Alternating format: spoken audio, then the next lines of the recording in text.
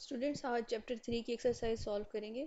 Short question 1 है, state second law of motion in case of rotation. In case of linear motion हम second law पढ़ चुके हैं, Newton's का second law पढ़ चुके हैं कि applied force F is equal to M A. ठीक है, in case of rotational motion कैसे डिफाइन करेंगे इसको? The net torque acting on a rigid body rotating about a fixed axis is equal to the product of body's moment of inertia about that axis and its angular acceleration। अब इसमें torque जो है, net torque, इसको torque Greek letter टॉ इसका लिखते हैं। और rigid object क्या होता है? रिजिड ऑब्जेक्ट कोई भी सॉलिड ऑब्जेक्ट है जिसके पार्टिकल्स जो हैं वो अपने पोजीशन पे फिक्स रहते हैं, यानी डिफॉर्म नहीं होते अगर कोई फोर्स उसके ऊपर अप्लाई हो।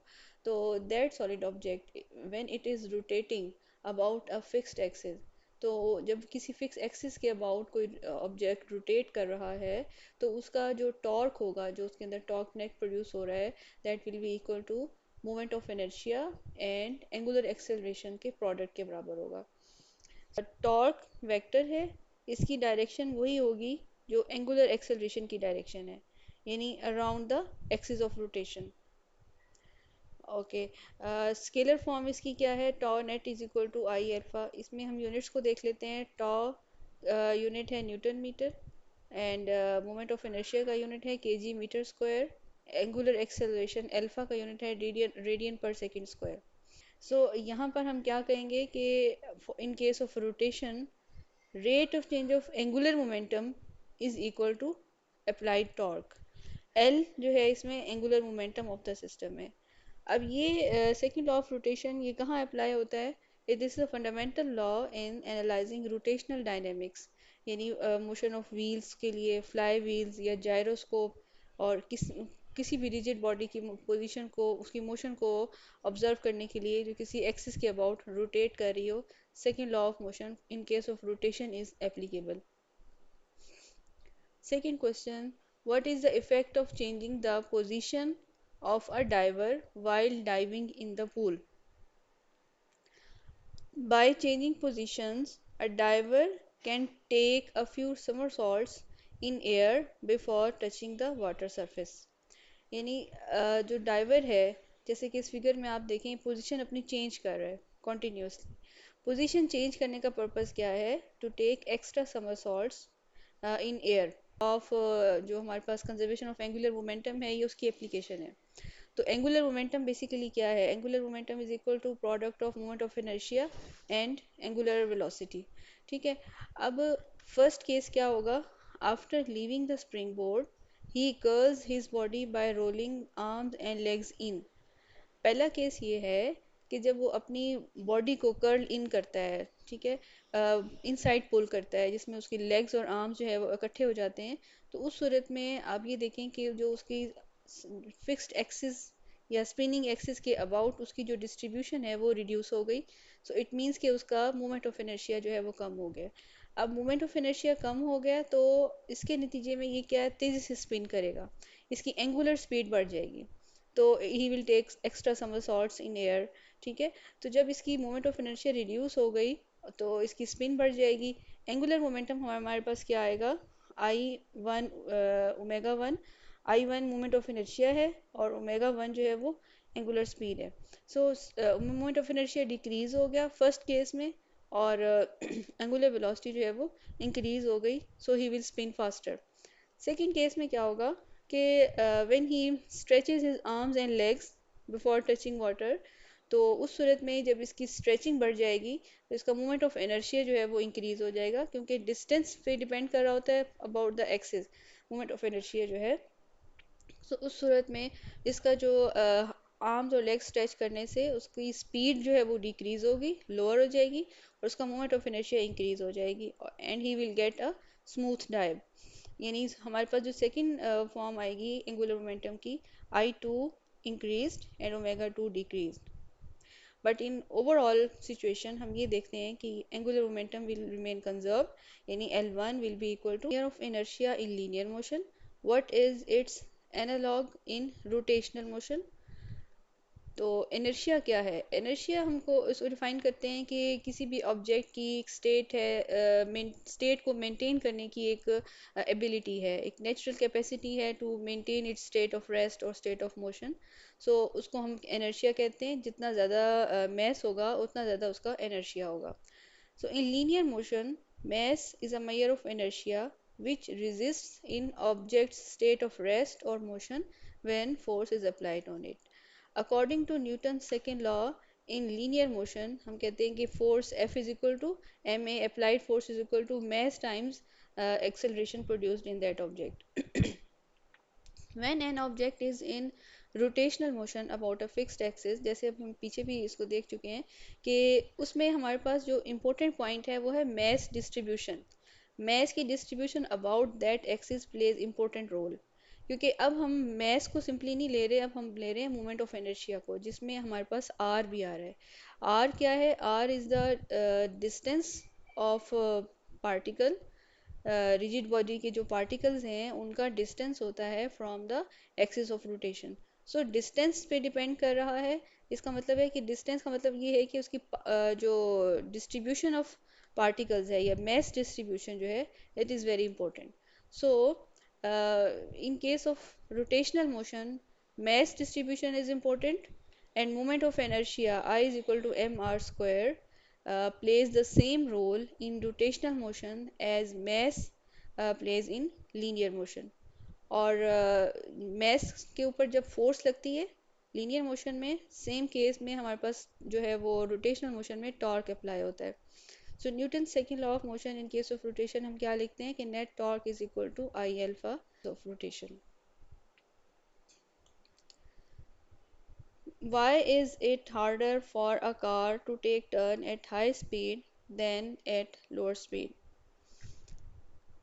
कार जब टर्न करने जा रही होती है हाई स्पीड के ऊपर, it is very difficult for it to take turn, smooth turn लेना उसके लिए एक मुश्किल है, then it at lower speed. When a car take turns, it's it needs centripetal force to keep it moving in circular path। यानी जब भी car turn कर रही है तो उसको सेंट्रीपिटल फोर्स चाहिए ताकि वो सर्कल में अपना जो पाथ है उसको मेंटेन रख सके। This force is provided by the friction between the tyre and the road. तो सेंट्रीपिटल फोर्स हमारे पास क्या है? F is equal to M V square over R. और ये फोर्स कौन दे रहा है? ये फ्रिक्शन दे रही है, फ्रिक्शन की फोर्स दे रही है between the tyre and the road. इसमें F C is the centripetal force, M is the mass of the car, and v is speed, r is the radius of the turn। तो if speed is, अब यहाँ पे relation देखें आप speed का और force का। अगर हाई स्पीड है, मतलब टर्न कर रही है at high speed, then the force will increase as V square, यानी स्क्वायर ऑफ द स्पीड के अकॉर्डिंग जो है वो फोर्स बढ़ रही है।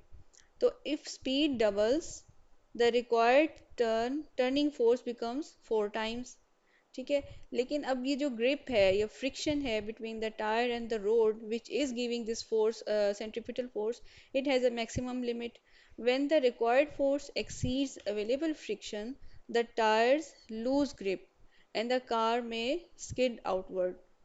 तो इस वजह से हाई स्पीड के ऊपर कार के लिए टर्न करना ज़्यादा मुश्किल है as compare to taking turn at lower speed, क्योंकि लोअर स्पीड के ऊपर टायर एंड रोड के दरमियान जो ग्रिप है वो स्ट्रॉन्ग रहेगी and car will not skid. At low speed friction is enough, smooth turn हो सकता है, and at high speed friction is not enough, so it is difficult to turn safely। That is why drivers must slow down before turning, especially on sharp curve or wet roads। How does an astronaut feel weightlessness while orbiting from Earth in a spaceship? किसी भी spaceship में कोई astronaut जो travel कर रहा है, he feels weightlessness। How? An astronaut feels weightlessness in an orbiting spaceship because both the astronaut and the spacecraft are in continuous free fall towards the earth। ये important point है। Continuous free fall condition में होते हैं अर्थ के ऊपर। तो Earth's gravity is still acting strongly on the spaceship and astronaut. The spaceship is moving sideways very fast. ठीक है, as it falls towards Earth due to gravity. Gravity जो है वो स्पेसशिप को या एस्ट्रोनॉट इन दोनों को अपनी तरफ खींच रही है और ये फ्रीली फॉल कर रहे हैं टुवर्ड्स द अर्थ। लेकिन अर्थ की जो सरफेस है वो हमें पता है कर्व्ड है, कर्व सरफेस है, कर्व्स अवे बीनेथ इट।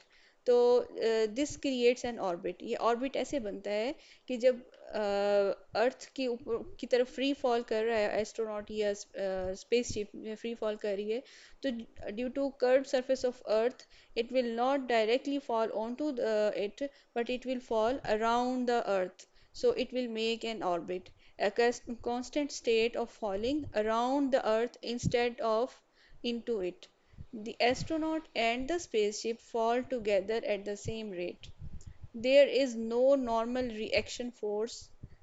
अच्छा, अब रिएक्शन फोर्स क्या होती है? देखिए, हम लोग अर्थ के ऊपर जो स्टेबल है ड्यू टू आवर वेट, और वेट के अपोजिट एक फोर्स कांस्टेंट फोर्स एक्ट कर रही है which is called normal force. तो नॉर्मल फोर्स की प्रेजेंस में हम हमारा वेट जो है वो मौजूद है और हम ग्रेविटी की वजह से स्टेबल हैं इस फोर्स अर्थ सरफेस के ऊपर। अगर नॉर्मल फोर्स नहीं होगी, so we will not be stable on earth, क्योंकि हमारा क्या होगा, वेट कोई नहीं होगा। Without this force the astronaut feels no weight. Same case जो है वो ऑर्बिट में होता है कि ऑर्बिट में नॉर्मल फोर्स मौजूद नहीं है, नॉर्मल रिएक्शन फोर्स मौजूद नहीं है, जिसकी वजह से वो वेट फील नहीं करता, लेकिन ग्रेविटी प्रेजेंट है। ग्रेविटी जो है वो around the orbit is present, और due to that gravity objects feel weightlessness and they are in the state of free fall condition. In short, weight is not just gravity, it is the force everybody feels from a surface. In orbit, that force disappears, यानी normal force नहीं होती, इस वजह से astronauts feel weightlessness. Constructed response questions में आते हैं। If angular velocity of different particles of a rigid body is constant, will the linear velocity of those particles be also constant? Angular वो constant नहीं होगी। आंसर क्या है इसका कि वो कांस्टेंट नहीं होगी। No, the linear velocity of the particle will not necessarily be same और constant even if the angular velocity is constant. हमने रिलेशन पढ़ा है टेंजेंशियल वेलोसिटी का या लीनियर वेलोसिटी का रिलेशन हमने पढ़ा है कि v is equal to R omega. इसमें ओमेगा जो है this is the angular velocity and r is the distance of the particle from axis of rotation. ठीक है, सो अगर हमारे पास डिफरेंट पार्टिकल्स का एक्सिस ऑफ रोटेशन से डिस्टेंस जो है वो डिफरेंट होगा, तो हमारी लीनियर वेलोसिटी भी डिफरेंट रहेगी। So since different particles are at different distances from the axis, their linear velocities will be different.